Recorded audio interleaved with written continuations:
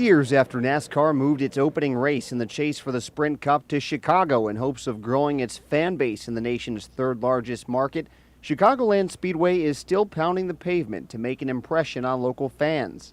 While the share of Chicagoans who say they are interested in the sport has dropped to 18% from 26% in 2008, according to Nielsen Scarborough, a slightly steeper decrease than the national trend, track president Scott Paddock says he's seeing signs of progress. We've sold out of all of our premium hospitality opportunities for the first time ever. We're up year over year coming off of a rain-plagued event, so I look at that as affirmation that we are doing the right thing. Attendance at this year's Chicago Sprint Cup Series event, the venue's most prominent race, jumped by 5% year over year, according to Paddock, who declines to disclose exact ticket sales numbers. It's a welcome sign for a track whose ticket revenue from the Chase event has been marred by rain 2 of the past 3 years. One centerpiece of NASCAR's strategy to grow interest in the sport has been trying to stay on casual sports fans' radar with things like this month's Chase Grid Live event downtown. It's a tactic Paddock uses to try to garner sports media attention to help amplify his message to new fans and sponsors. Chicago is a very competitive sports and entertainment market, but it's one that also affords you tremendous resources and opportunities.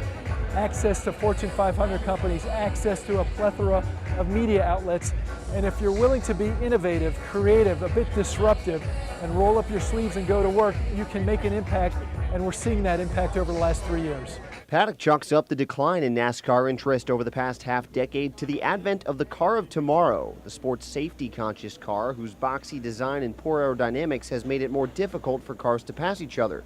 Both he and NASCAR executives are counting on the newest model of the car helping to improve the action, as well as the new format of the sport's playoffs called the Chase Grid, a more understandable bracket-style concept that it hopes will help new fans get hooked. We've simplified the process. We've made it easier for those casual fans to understand. You know, the example that I always give is my 8-year-old son. And he understands that. When Kyle won the race this year, he knew he was in the playoffs. And it's as simple as that. And that's only going to continue to grow in terms of growing interest in the sport.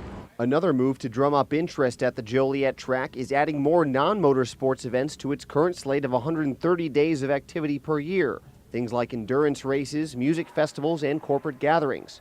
This December, it's planning a 35-day Winter Lights Festival with an eye on giving first-time visitors a taste of what the track has to offer and hoping they'll come back again. You know, when you've got 1,300 acres of real estate, lush green acreage, located at the epicenter of major highways and arteries, you've got to leverage that opportunity, and that's what we're trying to do.